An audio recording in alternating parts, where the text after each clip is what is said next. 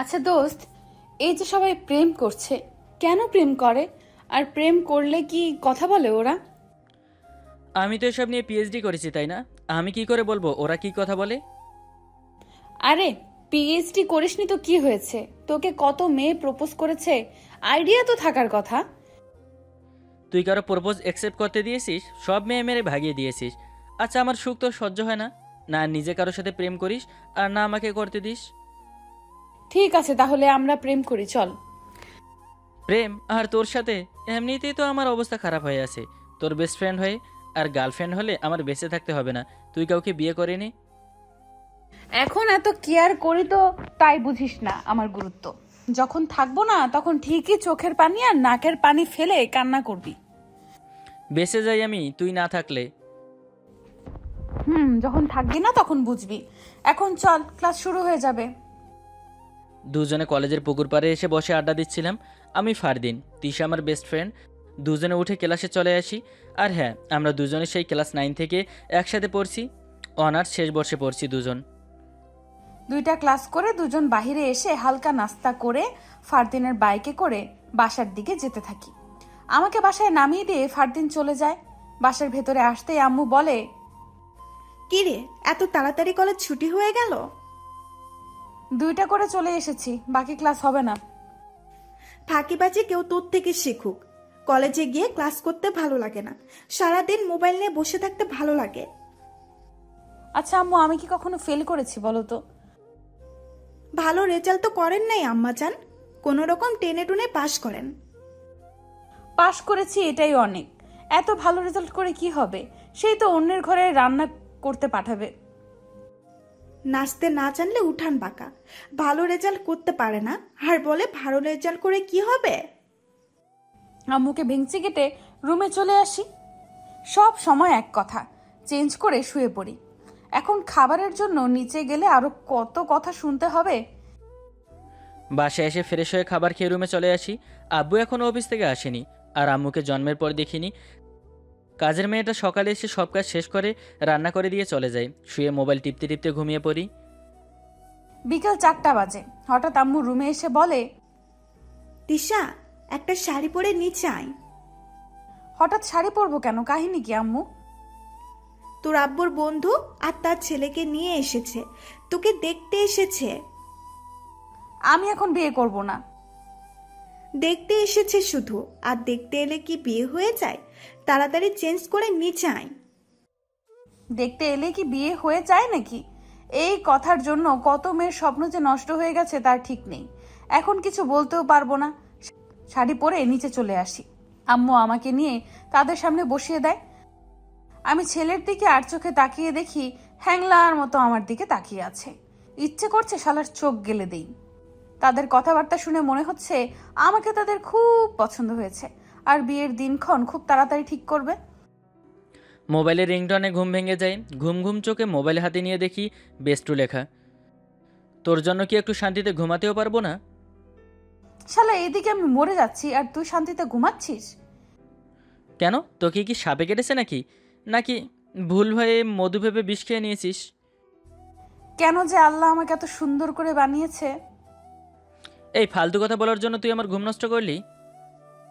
দোস্ত, তুই ছাড়া তো আমার কেউ নেই। তুই আমাকে এই বিপদ থেকে বাঁচা। এত ড্রামা না করে কি হয়েছে বলবি? একটু আগে আব্বুর বন্ধু আর তার ছেলে এসে আমাকে দেখে গেছে। আমাকে তাদের পছন্দ হয়েছে। আমি এই বিয়ে করব না, তুই কিছু কর। আমি তোকে ওই ছেলে হাতে তুলে দিয়ে আসবো। তোর বিয়ে হলে সবচেয়ে বেশি খুশি হব আমি। তোর জ্বালা থেকে বাঁচবো। আমার মাথা না খেয়ে এখন যার সাথে বিয়ে ঠিক হয়েছে তার মাথা খা। আমাকে ঘুমাতে দে। শালা, তোর ঘুম আমি বের করছি। আমাকে তুই ওই ছেলের হাতে তুলে দিবি, তাই না? আমি আসছি, তোর এমন জায়গায় লাথি দিব কখনো বাবা হতে পারবি না। ঘুম থেকে উঠে পরে কথা বলবো। শালা কল কেটে দিল। শালা আমাকে বুঝতেই চায় না, রাম ছাগল একটা। আমি তো তোকে ভালোবাসি ফারদিন, অন্য কাউকে কি করে বিয়ে করব? সন্ধ্যায় ঘুম থেকে উঠে ফ্রেশ হয়ে নিচে এসে দেখি আব্বু সোফায় বসে আছে। আমি এসে আব্বুর পাশে বসি। কিরে, তোর ঘুম হলো? তুমি কখন এসেছো আব্বু? ঘন্টাখানেক আগে। তোর রুমে গিয়ে দেখি তুই ঘুমিয়ে আছিস। কলেজ কেমন চলছে তোর? খুব ভালো আব্বু। তিশার সাথে ঝগড়া করে বাসায় এসেছিস নাকি আজও? না আব্বু, আচ্ছা ভালো কথা মনে করিয়ে দিয়েছো তো। তখন কল করে কি আবল তাবল বললো বুঝিনি। আমি তিশার সাথে কথা বলে আসছি। রুমে এসে তিশাকে কল করি, সাথে সাথে কল রিসিভ করে। কিরে, মোবাইল হাতে নিয়ে বসেছিলি নাকি? কেন কল করেছিস বল। আরে তুই তখন কল করে কি আবল তাবল বললি বুঝিনি। এখন বল কি হয়েছে। তোকে বলে আর লাভ নেই, আর 7 দিন পর বিয়ে, এসে ঠুসে খেয়ে যাস। রিয়েলি? তোর বিয়ে ঠিক হয়ে গেছে? ওয়াও, আমি অনেক খুশি। এবার একটা প্রেম করতে পারবো। যা ইচ্ছে কর গিয়ে, আমাকে আর কখনো কল করবি না তুই। এটা কি হলো? আমাকে দিশা কল করতে না বললো কেন? আচ্ছা, বরকে পেয়ে বন্ধুকে ভুলে গেছে? সে যাই হোক, এবার একটু শান্তিতে থাকা যাবে। রুম থেকে বের হতে গেলে মোবাইলটা বেজে ওঠে। তিশার আম্মু কল করেছে। আসসালামু আলাইকুম আন্টি, কেমন আছেন? খুব ভালো আছি। তুই তো এখন আমাকে ভুলেই গেছিস, আমাদের বাসায়ও আসিস না, আর আমাকে কলও করিস না। আমি আমার এত কিউট আন্টিকে ভুলতে পারি? হয়েছে, আর মিথ্যা বলতে হবে না। শোন, তুই আজকে আমাদের বাসায় চলে আয়। তিশার বিয়ে ঠিক হয়েছে, আমার তো কোনো ছেলেই নেই, তোকেই সব কিছু করতে হবে। আমি আসি তো আন্টি, আমার বেস্টুর বিয়ে বলে কথা। আমি আজকেই চলে যাচ্ছি। আমি কল কেটে নিচে এসে আব্বুর পাশে বসি। কিরে, তিশার সাথে কথা হলো? আব্বু, আর 7 দিন পর তিশার বিয়ে। আমাকে আন্টি আজকে যেতে বলেছে।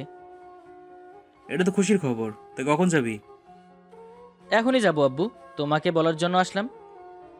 আচ্ছা ঠিক আছে, সাবধানে থাকবি ওখানে, আর কোনো রকম ফাজলামো করবি না। আমি ঠিক আছে বলে রুমে এসে একটা ব্যাগে কিছু ড্রেস নিয়ে আব্বুর থেকে বিদায় নিয়ে বাইক নিয়ে চলে আসি তিশাদের বাসায়। কলিং বেল দিতেই তিশা দরজা খুলে আমাকে দেখে বলে, তুই আমাদের বাসায় এসেছিস কেন, আর ব্যাগ কেন তোর হাতে? আমি না তোমাকে ছাড়া থাকতে পারছি না জান, তাই তোমাকে নিয়ে পালাবো বলে ব্যাগ নিয়ে এসেছি। কি এসব বলবো ভেবেছিস? আন্টি কল করে আসতে বলল, তোর বিয়ে সব দায়িত্ব আমার। তোর থেকে আমি এসব কথা শুনতেও চাই না, তোকে কিছু করতে হবে না, তুই যা এখান থেকে। তিশা, তুই ফারদিনের সাথে এভাবে কথা বলছিস কেন? ও তোর বেস্ট ফ্রেন্ড, আর তোর বিয়েতে ও থাকবে না? দেখো না আন্টি, তোমার মেয়ে শুধু শুধু আমার সাথে ঝগড়া করছে। শালা, তোর মাথা আমি ফাটিয়ে দেব। ফিস ফিস করে কি বলছিস? তোমার মেয়ে আমার মাথা ফাটাবে বলছে। এই সর সামনে থেকে। আমি তিশাকে ধাক্কা দিয়ে সরিয়ে আন্টির কাছে এসে আন্টির পাশ হয়ে সালাম করি। আন্টি আমার পিঠে হাত বুলিয়ে দেয়। তিশা, ফারদিনকে তোর পাশের রুমে নিয়ে যা, ফ্রেশ হয়ে খেতে আয়। আমি মাথা নেড়ে হ্যাঁ বললে তিশার সাথে রুমে চলে আসি। আচ্ছা তিশা, তোর বরকে তো দেখালি না, দেখতে কেমন? ঠিক তো সব কিছু, নাকি তোর মতো নাক বসা? তোর নাক ফাটিয়ে দিব আমি, দাঁড়া। আমি দরজা বন্ধ করে ওয়াশরুমে চলে যাই। বাহির দেখে আমাকে ইচ্ছে মতো বকছে। সবাই একসাথে ডিনার করতে বসেছি। আব্বু ফারদিনকে আঙ্কেল কেমন আছে, লেখাপড়া কেমন চলছে, আরো অনেক কিছু জিজ্ঞেস করছে। আব্বু ভালো আছে আঙ্কেল, আর সব কিছু ঠিকঠাক চলছে। আচ্ছা শোন, কাল শপিং করতে যাব, তুইও কিন্তু আমাদের সাথে যাবি। আমি নিজে তিশার বিয়ের সব কিছু করবো আন্টি। কিরে তিশা, ঠিক বললাম তো? তিশা আমার দিকে তাকিয়ে দাঁত কিরমির করছে। আমি এটা বুঝতে পারছি না, তিশা ওর বিয়ে ঠিক হবার পর থেকে আমার সাথে এমন করছে কেন?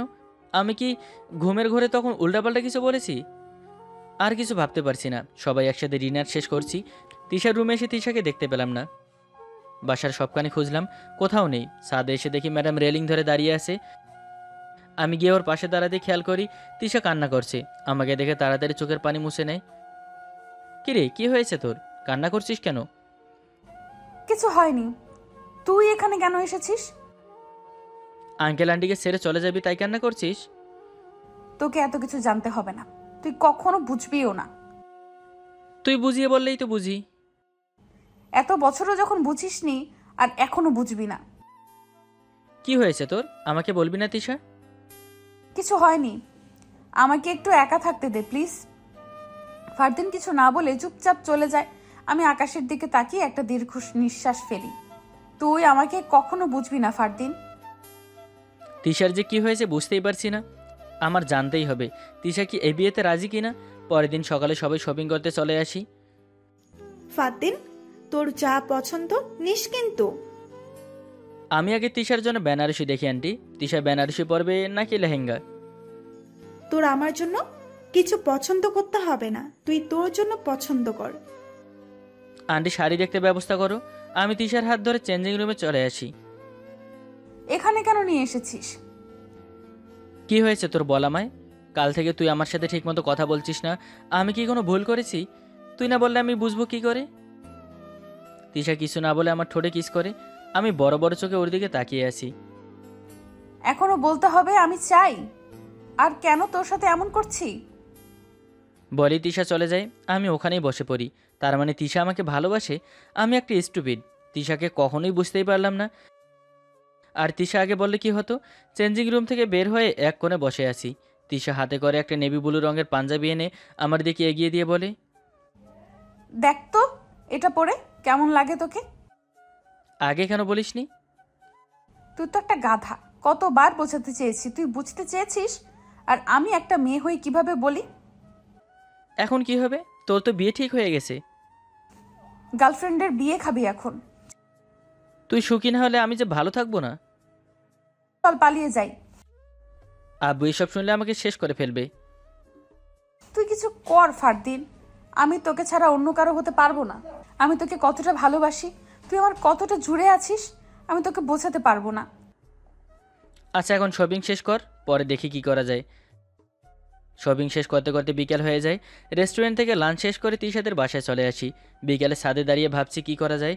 মনের মাঝে যে ঢেউ খেলছে তা কেউ জানবে, কেউ বুঝবেও না। তিশার চোখের পানি আমি সহ্য করতে পারবো না। আর তিশা আমাকে ছাড়া ভালো থাকবে না। একটা দীর্ঘশ্বাস ফেলে আকাশের দিকে তাকিয়ে একা একা বলতে থাকি, আচ্ছা আল্লাহ তুমি বলো এখন আমি কি করব? আমার কি করা উচিত? একদিকে আঙ্কেল আন্টির সম্মান, আর একদিকে আমার তিশার সুখ। কোন দিকে যাব আমি? আমাকে নিয়ে পালিয়ে চল।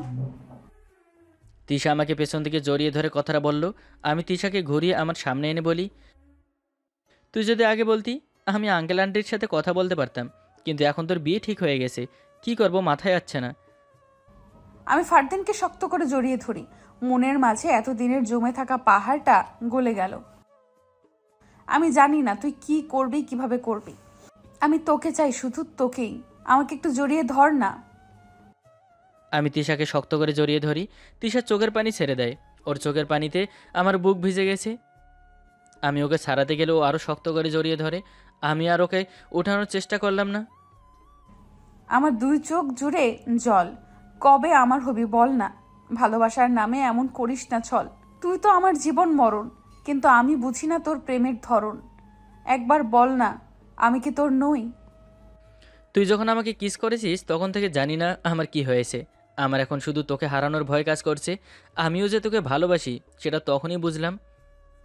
চল না আব্বু আম্মুকে গিয়ে বলি আমরা। এখন না, সময় সুযোগ বুঝে বলবো। আচ্ছা চুপ, তোর শ্বশুর কল করেছে। আব্বু বলো। ওখানে গিয়ে তো আমাকে ভুলেই গেলি, একবারও কল করলি না। এখানে এসে তো বিজি হয়ে গেছি। আচ্ছা আব্বু তোমাকে কিছু বলার ছিল। বল না, কি বলবি? আব্বু তিশার এইদিকে বিয়ে ঠিক হয়েছে, আর তিশা আমাকে ভালোবাসে। কি করব এখন? আচ্ছা, তুইও কি তিশাকে ভালোবাসিস? আব্বু আমিও তিশাকে ভালোবাসি। আচ্ছা, আমি কাল আসছি, ওনাদের সাথে কথা বলে দেখি। আমি কি ছোট বাচ্চা নাকি? কপালে চুমু দিচ্ছিস কেন? ছোট বাচ্চাদের শুধু কপালে চুমু দেয়, কে বলল তোকে? আমার কথা শেষ হবার আগেই আমার ঠোঁট বন্ধ করে দিল ও ঠোঁট দিয়ে। 10 মিনিট পর ছেড়ে দিয়ে দুজনে হাঁটুতে হাত রেখেই হাঁপাচ্ছি, দ্রুত নিঃশ্বাস নিচ্ছি। এইভাবে কিস করতে হয় গাধা? আর একটু হলে তো নিঃশ্বাস বন্ধ হয়ে যেত। তুই যে ইমরান হাশমির কত বড় ভক্ত বুঝতে পারছি। আমি তো তোর ভক্ত। বলেই জড়িয়ে ধরে। আরও বেশ কিছু সময় দুজনে ছাদ এভাবে থেকে সন্ধ্যায় নিচে চলে আসি। রাতে সবাই একসাথে খাবার খেতে বসেছি। তিশা, কাল অফিক আসবে, তোকে নিয়ে নাকি একটু বাহিরে যাবে। আমি কোথাও যাব না আম্মু। যাবি না মানে? বিয়ের আগে একে অপরকে জানার প্রয়োজন তো আছে। আনি সমস্যা নেই, তিশা যাবে, আমিও ওর সাথে যাব। তিশা রাগি লোকে আমার দিকে তাকায়। আমি চোখে ইশারায় চুপ করতে বলি। ডিনার শেষ করে রুমে এসে দরজা বন্ধ করতে গেলে তিশা ভেতরে ঢুকে দরজা বন্ধ করে দেয়। তুই এখানে, কেউ দেখলে সমস্যা হয়ে যাবে। তোকে কে বলতে বলেছে আমি যাব? আমি যাব না। মেরি জান আমি আছি তো, আর ঘুরতে তো যাব আমরা। ওই শালার এমন অবস্থা করব বিয়ের স্বাদ মিটে যাবে। সত্যি তো? উল্টোপাল্টা কিছু হবে না তো? আমার ওপর বিশ্বাস আছে তো? নিজের থেকে বেশি বিশ্বাস করি। আমি তিশার হাত ধরে টেনে বুকে জড়িয়ে ধরি। তিশা আমাকে জড়িয়ে ধরে গালে কিস করে। আরও কিছু সময় পর তিশা চলে যায়। আমি দরজা বন্ধ করে ঘুমিয়ে পড়ি। পরের দিন সকালে অভিক আসলে আমি ফারদিনের বাসা থেকে বের হয়ে চলে আসি নদীর পাড়ে। ফারদিন মাঝখানে আর দুইজন দুই পাশে। তিশা চল, আমরা আইসক্রিম নিয়ে আসি। আপনি বসুন, আমরা আসছি বুড়ো। তিশাকে নিয়ে আইসক্রিমের নাম করে উঠে যাই। হাতের ইশারায় বন্ধুদের আসতে বলি। বন্ধুরা এসে অভিকে ধরে পানিতে ফেলে ইচ্ছে মতো চুবানি দিচ্ছে। তিশা আমার দিকে তাকিয়ে হা করে আছে। চল কিছু সময় আমার প্রেম করি, ততক্ষণে বন্ধুরা নতুন জামাইকে আপ্যায়ন করুক। এত কিছু তুই কখন করলি? কাল রাতে করেছি। তিশাকে নিয়ে আইসক্রিম খেয়ে 3টা আইসক্রিম নিয়ে নদীর পাড়ে এসে দেখি অভিক চিৎপড়াত হয়ে পড়ে আছে। বেচারাকে ধরে গাড়িতে তুলে দেই। তিশাকে নিয়ে বাসায় চলে আসি। বাসায় এসে দেখি আব্বু এসেছে। আঙ্কেল আন্টির সাথে কথা বলছে আর হাসাহাসি করছে। আব্বু তুমি কখন এসেছো? আব্বু এসে আমাকে জড়িয়ে ধরে তিশার মাথায় হাত বুলিয়ে দেয়। এরপর গিয়ে সোফায় বসি। এই যে দুই পাজি, তোরা যে একে অপরকে ভালোবাসিস সেটা আমাদের বলিসনি কেন? ভাই সাহেব যদি না বলতো আমাদের জন্য তোদের জীবন নষ্ট হয়ে যেত।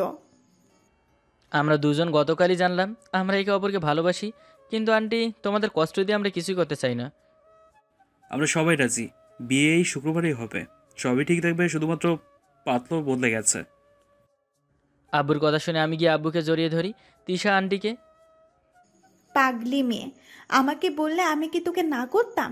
ফাজিলটাকে তো আমারও পছন্দ, আর সবচেয়ে বড় কথা তোর সুখটাই আমাদের কাছে সব কিছু আগে।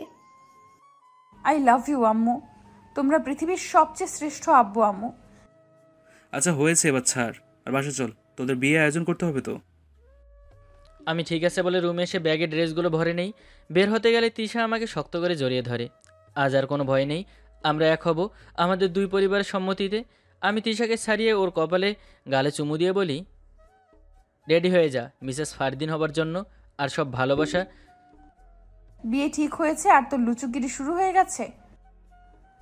আমার বউ আমি যা ইচ্ছে বলবো। আমি এখন আসি। ফারদিন আমার গালে চুমু দিয়ে হাসতে হাসতে চলে যায়। আজকে নিজেকে অনেক হালকা লাগছে। পাখির মতো আজ উঠতে ইচ্ছে করছে। ভালোবাসার মানুষটাকে আর কিছুদিন পরে নিজের করে পেয়ে যাব। আমার যে আজ কি করতে ইচ্ছে করছে। দেখতে দেখতে 5 দিন কেটে যায়। আজ আমার আর তিশার বিয়ে। গাড়িতে উঠে বসেছি বর্ষেজে। 30 মিনিট পর গাড়ি বিয়ে বাড়িতে এসে থামে। গাড়ি থেকে নেমে ভেতরে যেতেই দেখি বাসাটা কেমন নিস্তব্ধ হয়ে আছে। একজন বলে তিশা পার্লার থেকে আসার সময় অ্যাক্সিডেন্ট করেছে, অবস্থা খুব গুরুতর, হসপিটালে আছে। আমি দৌড়ে গাড়িতে উঠে নিজেই ড্রাইভ করতে থাকি। 20 মিনিটের মধ্যে হসপিটালে পৌঁছে যাই। রিসেপশনে একজনকে জিজ্ঞেস করতেই আমাকে অপারেশন থিয়েটার দেখিয়ে দেয়। দৌড়ে অপারেশন থিয়েটারের সামনে গিয়ে দেখি আঙ্কেল আন্টি দাঁড়িয়ে কান্না করছে। আমাকে দেখে আন্টি জড়িয়ে ধরে আরও শব্দ করে কান্না করে দেয়। আমার মেয়ের সাথে কেন এমন হলো বাবা? আজ তোর লাল বেনারসি পরে তোর বাসায় যাবার কথা, কিন্তু দেখ রক্তাক্ত হয়ে হসপিটালে পড়ে আছে। আমি আন্টিকে জড়িয়ে ধরে কান্না করতে থাকি। আব্বু এসে ডক্টরের সাথে কথা বলে। 3 ঘন্টা পর অপারেশন শেষ হয়। ডক্টরের কাছে গিয়ে তিশার অবস্থা জিজ্ঞেস করতেই ডক্টর বলে ভয়ের কিছু নেই, মাথায় একটু আঘাত পেয়েছে, যত্ন নিলে 1 মাসের মধ্যে ঠিক হয়ে যাবে। আর বাম হাতটা ভেঙে গেছে, সেটা ঠিক হতে 6 মাসের মতো সময় লাগবে। আমি দেখা করতে চাইলে ডক্টর বলে একটু পর কেবিনে শিফট করা হবে, তখন দেখা করতে পারবে। চোখ খুলে নিজেকে হসপিটালে আবিষ্কার করি। বাম হাতটা বুকের উপরে প্লাস্টার করা। মাথায় একটু ব্যথা করছে। ডান গালটা মনে হচ্ছে কেউ ধরে রেখে আছে। ঘাড় বাগিয়ে দেখি ফারদিন বেডে মাথা রেখে ঘুমিয়ে আছে। হসপিটালের দেওয়ালের ঘড়িতে তাকিয়ে দেখি রাত 2টা বাজে। সেই বিকেলে বাসা থেকে বের হয়েছি। পার্লার থেকে সেজে গাড়িতে উঠতে গেলে একটা ট্রাক এসে ধাক্কা দেয়।